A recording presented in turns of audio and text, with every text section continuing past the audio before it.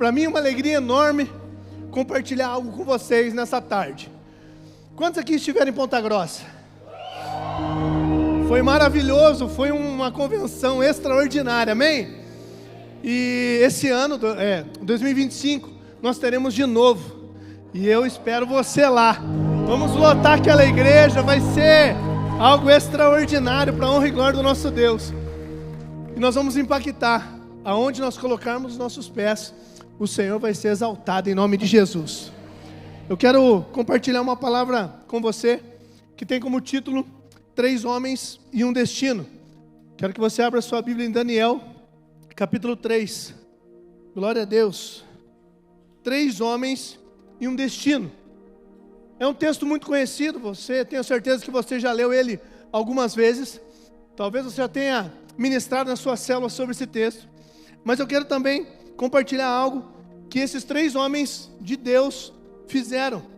Esses 3 homens de Deus tomaram decisões que mudaram não somente o destino da vida deles, mas de todas as pessoas as quais o rodeavam. E aí eu quero ler vários textos, vários. Primeiro começando, a gente vai ler o 1, depois o 5, o 7, o 12, eu vou falando até o 17. Vamos lá.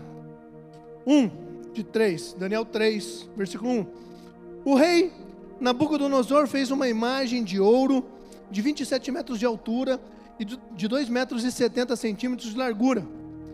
E ergueu na planície de Dura, na província da Babilônia. Versículo 5. Quando ouvirem o som da trombeta, do pífano, da cítara, da harpa, do saltério, da flauta dupla e de toda espécie de música, prostrem-se em terra e adorem a imagem de ouro que o rei Nabucodonosor ergueu. Versículo 7. Por isso, logo que ouviram o som da trombeta, do pífano, da cítara, da harpa, do saltério e de toda espécie de música, os homens de todas as nações, povos e línguas prostraram-se em terra e adoraram a imagem de ouro que o rei Nabucodonosor mandara erguer. Versículo 12. Mas alguns judeus, preste atenção nisso, mas alguns judeus que nomeastes para administrar a província da Babilônia, chamados Sadraque, Mesaque e Abdenego, que não te dão ouvidos, ó rei, não prestaram culto aos teus deuses e nem adoraram a imagem de ouro que mandaste erguer. Agora, depois do versículo 17, você vai ler comigo o versículo 28. Disse então Nabucodonosor: louvado seja o Deus de Sadraque, Mesaque e Abdenego, que enviou o seu anjo e os livrou os seus servos. Eles confiaram nele, desafiaram a ordem do rei, preferindo abrir mão da sua própria vida a prestar culto e adorar outros deuses que não fosse o seu próprio Deus. Fale assim: Senhor Jesus, usa esta palavra para falar ao meu coração, em nome de Jesus, amém. Queridos, então, a gente vê 3 homens que estavam vivendo um período difícil, um período onde, se eles fizessem talvez alguma coisa que desagradasse ao rei, isso poderia trazer consequências duras para eles. E eu, quando eu leio esse texto, eu penso que talvez os dias de hoje não são tão diferentes assim. Concorda comigo? Os dias de hoje, se nós às vezes expressarmos algumas coisas que nós realmente queremos, nós somos banidos, nós somos, talvez podemos até ser presos mesmo. Tem pessoas presas porque decidiram falar e postar coisas que eles creem. E assim, há um cancelamento muitas vezes das pessoas. Mas nós vemos esses 3 homens que no decorrer da sua caminhada, naquilo que eles criam, eles se posicionaram e nada os fez mudar de posição.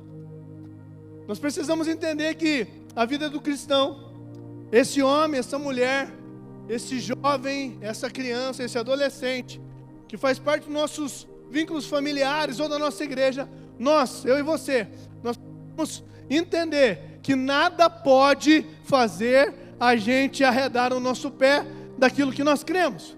Por quê? Primeiro é o Senhor nas nossas vidas. Primeiro é aquilo que nós cremos, primeiro é a nossa fé, primeiro é a convicção que a Bíblia nos traz, não aquilo que eu entendo como certo, não aquilo que eu acho, mas sim aquilo que a Bíblia diz que é certo. Você concorda comigo, irmão? Então, a Bíblia é a verdade, a Bíblia é a Bíblia nos ensina um único caminho, a verdade, a vida. A Bíblia é um manual ao qual eu e você temos que ler e temos que entender e seguir a fio. Não podemos titubear em nenhum momento.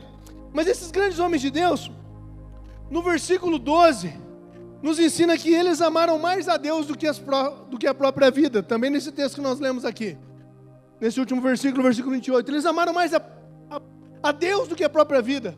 Eles sabiam que eles poderiam ser jogados na fornalha. Eles sabiam que eles sofreriam dano. Mas eles entenderam que o Senhor precisava ser exaltado através da vida deles.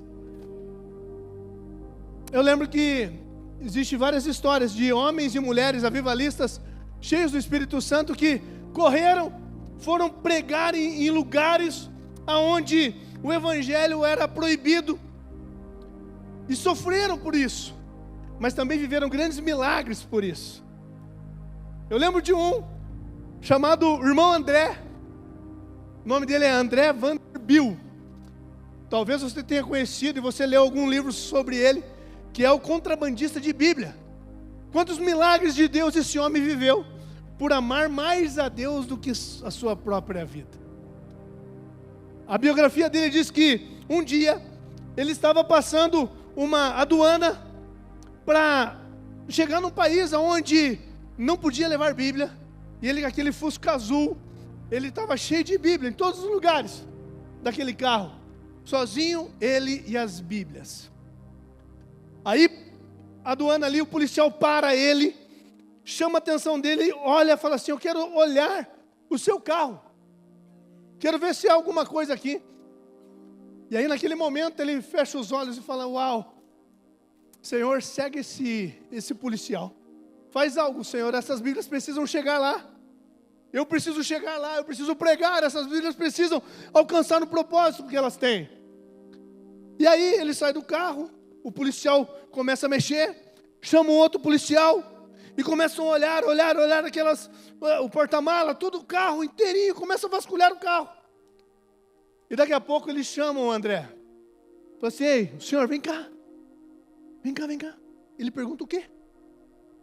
Naquele momento, o policial fala para ele: ei, corre, sai daqui correndo, vai logo entregar esses tomates, esses alfaces, porque logo, se você não entregar, eles vão apodrecer todos. Querido, quando nós servimos um Deus Todo-Poderoso, Ele faz milagres. Aleluia! Quando nós servimos um Deus Todo-Poderoso, Ele faz milagres acontecerem.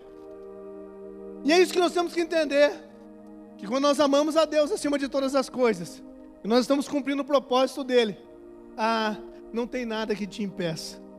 O inimigo, ele se torna ainda um propulsor, uma catapulta, aquilo que vai te impulsionar. O inimigo te levanta e ele nunca te coloca de baixo, nunca coloca você para baixo. Sempre assim, quando você está no propósito de Deus, amém? Você concorda comigo? E assim, querido, eu lembro que a Su ontem contou um pouquinho da nossa história de liderança. Às vezes a gente pensa que tudo é fácil, né? Hoje, em Ponta Grossa, nós temos uma igreja saudável, abençoada na visão celular. Estamos quase chegando a 1.200 líderes de célula para a honra e glória do nosso Deus. Isso é algo maravilhoso.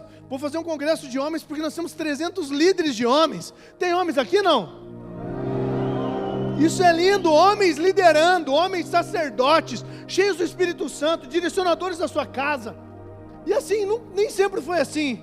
Teve momentos que nós tivemos que deixar a nossa própria vontade, o nosso próprio desejo. Eu lembro que, logo que eu me converti, passaram-se uns 2 anos. Não sei se isso ainda. Estávamos num retiro de jovens. E aí, o líder de jovens daquela época estava indo abrir uma igreja em outra cidade, lá em Foz do Iguaçu. E aí naquele dia, era para ser levantado como líder a Suelen e mais um outro líder que já tinha uma experiência maior. E aí, naquele retiro, aquele líder que tinha um pouco mais de experiência, ele chega para o nosso pastor da época e ele fala assim: ó, eu não quero isso daí, deixa a Suelen, coloca alguém, eu não vou liderar a rede de jovens, eu não consigo, eu não posso, não é a minha hora ainda. E aí, como nós namorávamos, era 1 ano e meio de namoro, 2 anos, começo da minha caminhada cristã, eu nasci num lar desestruturado, não conhecia Jesus, fiz um monte de coisa errada, fica para uma outra história, um outro tempo, né? Um monte de coisa errada na minha vida. Mas, depois de conhecer a Jesus, 1 ano e meio para 2 anos, o Senhor já me coloca para liderar pessoas, para amar pessoas, para servir pessoas, para cumprir o propósito dEle na vida daquelas pessoas. Difícil tarefa, porque não é fácil amar, não é fácil liderar, não é fácil cumprir o propósito chamado de Deus, mas é apaixonante depois que você começa a cumprir. Hoje eu vejo pessoas sendo transformadas pelo poder de Deus, vejo famílias que estavam destruídas, e através da minha vida, através daquilo que o Senhor tem colocado sobre nós, têm sido transformados. E eu lembro que naquele tempo não foi fácil, eu tive que deixar um pouco do meu eu, a Su teve que deixar um pouco do eu dela. Chegou um momento na liderança que falaram para ela assim: ei, você vai acabar, você e o Rodrigo vão acabar com a rede de jovens. Tinha uns 70, foi para uns 35, e aí começamos o trabalho, começamos a cumprir o propósito de Deus, e foram passando-se os anos. Daí chegamos aos 70 pessoas de novo, 100, 200, 300, 400, 500, e Deus foi mandando, o Senhor foi cumprindo o propósito dEle, nós fomos amadurecendo, porque os líderes, eles amadurecem conforme o tempo. Deus quer te chamar, querido, para cumprir o propósito dEle. Mesmo que você pense que hoje não é o momento, você não está preparado. Às vezes a gente pensa que os outros podem, a gente não. Se eu tivesse desistido lá atrás, se eu tivesse falado: pastor, eu tenho pouca experiência, eu não sei direito, eu não estaria aqui hoje, eu não estaria vivendo o que eu estou vivendo como pessoa hoje, como família, como homem de Deus. Às vezes, você está sendo empurrado ao seu propósito e você ainda está se segurando. Ainda você está agarrado. Larga as mãos hoje. Cumpre o propósito de Deus. Ame mais o Senhor. Ame mais o Senhor. Olhe para quem está do seu lado e fale assim: ame mais o Senhor. Ame mais a Ele do que a sua própria vida. Eu lembro de uma história muito fantástica. Isso a gente faz lá em Ponta Grossa. Era um navio muito grande, e todo mundo festejando no navio e tal, e daqui a pouco uma criancinha é encontrada lá embaixo do navio assim, e nadando, e as pessoas começam a gritar, falam: oh, socorro, a criança, isso, aquilo, aquele outro. Logo, um homem pula, e vai salvar aquela criança. Daí jogam as boias, salvam. Aí o capitão daquele navio fala assim: ei, à noite nós teremos uma festa, porque uma criança caiu, e um homem, um grande homem, que não estava preocupado com a sua vida, ele se preocupou com essa criança, e ele pulou lá e salvou ela, e ele merece uma medalha de honra, ele merece algum mérito, ele merece reconhecimento. E à noite fazem aquela festa, preparam todos, chamam todo mundo para o saguão do navio, e começa aquela festa, tocam um hino nacional, fazem uma cerimônia enorme. Chamam ele, e ele fala assim: ei, eu só quero fazer uma pergunta. Antes de falar qualquer coisa, eu só quero fazer uma pergunta. E isso eles estavam exaltando, falando: parabéns, parabéns, parabéns. E aí o comandante falou assim: então tá bom, faz a sua pergunta. E ele pergunta assim: já que está todo mundo aqui, eu quero saber quem foi que me empurrou para fora desse navio. Ah, querido, o homem estava recebendo um mérito, honra, reconhecimento, porque alguém empurrou ele. Você entendeu? Às vezes teu líder está te empurrando para você cumprir um chamado, para você receber um mérito, para daqui a pouco você cumprir aquilo que Deus tem para você. Presta atenção! Presta atenção naquilo que Deus está fazendo, amém? Presta atenção, ame mais o Senhor do que a sua própria vida. É mais fácil ficar em casa comendo chocolate, assistindo televisão, Netflix, mas eu vou falar para você, é muito mais frutífero, muito mais poderoso cumprir o chamado de Deus. Ontem nós chegamos aqui, saímos cedinho de Ponta Grossa, mas era aniversário do nosso filho, 14 anos, um filho mais velho. A minha vontade é ficar o dia inteiro com ele lá em casa rolando. Sai do sofá, vai para a cama, da cama para o sofá, do sofá para a quadra jogar uma bola, fazer uma coisa. A vontade era essa. Mas o que Deus espera de mim? O que Deus espera de nós? Eu e a Su. Eu mostrei para o meu filho ontem, para a nossa casa ontem, que nós amamos mais a Deus do que qualquer outra coisa. E é isso que nós temos que fazer. São 20 anos de casado. Eu e a Su namoramos, casamos, vivemos uma vida feliz, abençoada. Mas por que nós vivemos uma casa abençoada? Porque nós amamos mais a Deus do que a nossa própria vida. Mais a Deus do que a nossa própria vida. Esse é o segredo para nós alcançarmos aquilo que Deus tem para nós. Eu te inquieto hoje a você entender o seu chamado, a você cumprir o seu propósito, a não fugir do plano original de Deus para a sua vida. O segundo princípio eu quero compartilhar com você. Segundo princípio que a gente vê nesse texto, eles não permitiram que a vida no mundo os contaminasse. Existe uma ordenança. A hora que tocar, todo mundo se prostra. A hora que tocar, todo mundo se prostra. Fácil. Sabe como a banda toca. Mas eu e você somos os remanescentes que servem ao Senhor com excelência, que não se dobram diante de deuses, que não se dobram diante das falácias que o mundo tem colocado, que não se dobra diante as coisas que não vêm de Deus. Esses 3 homens, eles entenderam que eles não podiam se dobrar, que eles não deveriam permitir com que o mundo entrasse na vida deles. Eles poderiam se dobrar. A Bíblia diz que eles eram os administradores. Eram pessoas especiais, não eram pessoas comuns. Eram pessoas que olharam, que as pessoas olhavam e falavam: ei, Nabucodonosor, esses caras são do alto escalão. São pessoas muito especiais, mas até eles não obedecem às suas ordens. Eles não permitiram que a vida no mundo os contaminasse. Nós como cristãos, é uma luta, porque a cada dia que passa, o mundo está mais perto, está mais fácil acesso. Não sei quem, acho que o pastor Jairo falava, né, da internet e dos reels e das coisas que estão aqui na palma da mão o tempo todo, muito fácil a contaminação. Muito fácil você pegar e tirar o foco de Deus e colocar o foco em coisas. Muito fácil você tirar o foco do Senhor e colocar nessas contaminações mundanas. E daí, cadê o cristianismo? Cadê a separação? Cadê a santificação?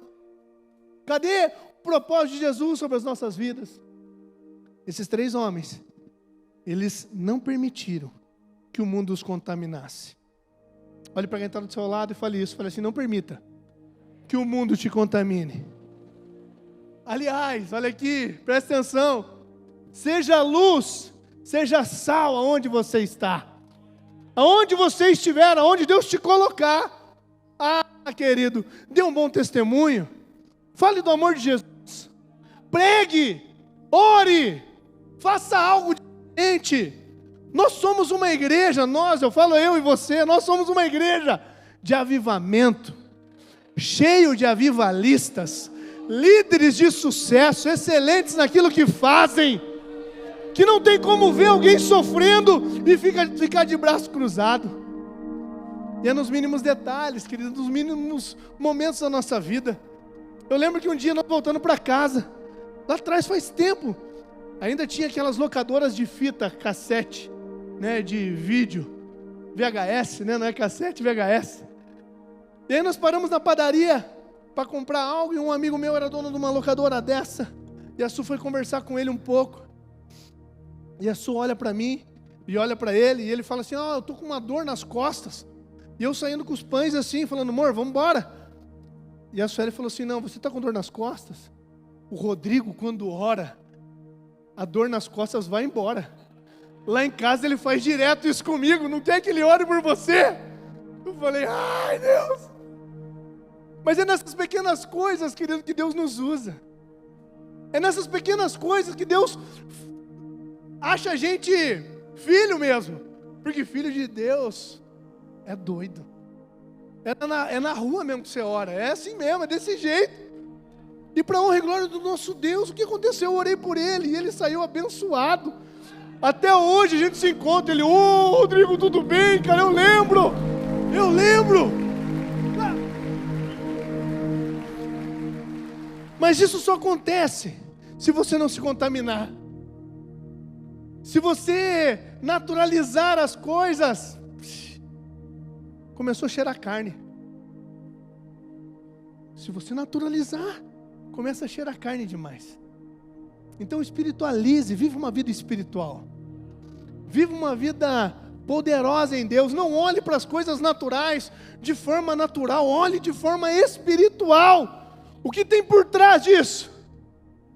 Às vezes precisa de uma oração, precisa de uma palavra profética. E você é a resposta para essa geração. Eu e você, nós somos a resposta para essa geração. Deus está levantando nesse final de semana, aqui nessa conferência, homens e mulheres cheios do Espírito Santo, que vão impactar, aonde você entrar, pessoas vão ser tocadas pelo Espírito Santo, através da sua vida. Através da sua vida, nesses dias, o Senhor vai tocar vidas. E você vai lembrar do final de semana aqui. Alguém vai pedir uma oração por causa de uma dor nas costas. Alguém vai pedir uma oração, uma dor de cabeça. E você vai lembrar, eu preciso orar. E você vai ver os milagres acontecendo, amém?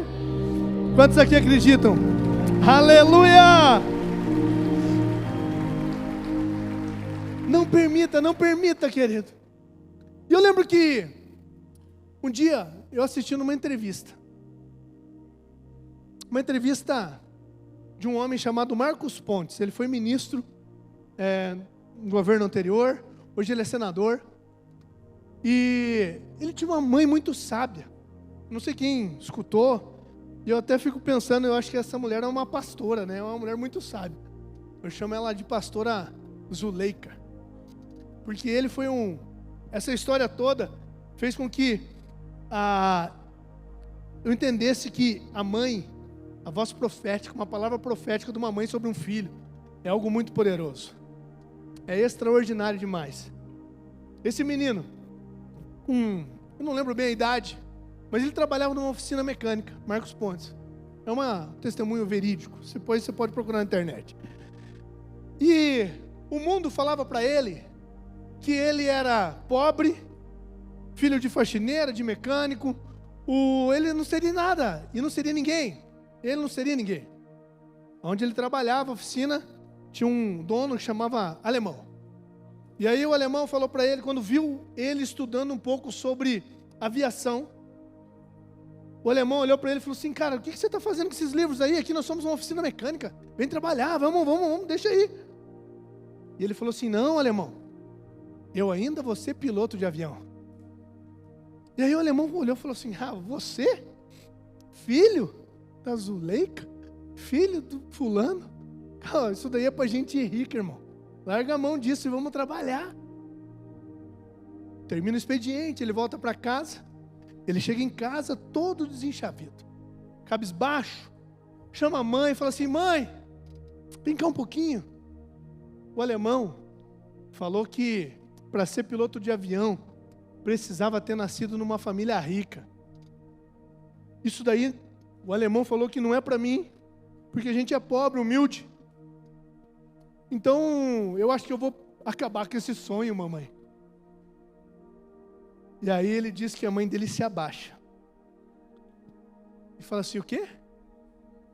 O que o alemão falou? Ah, que não é para nós isso. Que não é para mim. Ela falou assim, olha bem no meu olho. Você pode ser quem você quiser. Preste atenção, você pode ser quem você quiser. Se você trabalhar. Se você estudar. E se você fizer sempre algo a mais. Trabalhar, estudar e fizer algo a mais. Aí, no testemunho ele conta que, quando ele chegou, passou a esfera com a aeronave, e daí lá eles soltaram os cintos e tal. Ele conta que ele abriu a janelinha assim da aeronave que ele estava, lá em cima, e viu aquele céu azul. Lindo, lindo, lindo, lindo, lindo, lindo. Ele lembrou da imagem dele, da mãe dele, ajoelhando e falando, ei filho, você pode ser quem você quiser. Se você estudar, trabalhar e sempre fazer algo a mais. Os olhos azuis da sua mãe fez lembrar aquele momento. E eu lembro isso, falando lá em casa, nós colocamos um quarto princípio. E falamos isso para os nossos meninos. Mas esse quarto está em primeiro lugar. Amar a Deus acima de todas as coisas. Se nós amarmos a Deus acima de todas as coisas, querido, nada nem ninguém vai acabar com o seu sonho, com a promessa que Deus tem para a sua vida. Ela vai se cumprir, amém? Ela vai se cumprir. Então, há poder na palavra de uma mãe, há poder na palavra de um pai. Não é um seminário de família, mas é algo muito poderoso. Eu e você, nós precisamos entender isso. Porque é nesse tempo, querido, que nós formamos os maiores guerreiros. É nesse tempo que nós formaremos a futura geração. Serão os meus filhos os futuros pastores. Serão os seus filhos os futuros pastores dessa geração. Serão os nossos filhos que darão continuidade àquilo que Deus tem colocado sobre as nossas vidas agora. E eu lembro um dia que o Miguel, nosso filho mais velho, faz um curso de programação. E aí, ele começou a fazer o curso, está gostando bastante.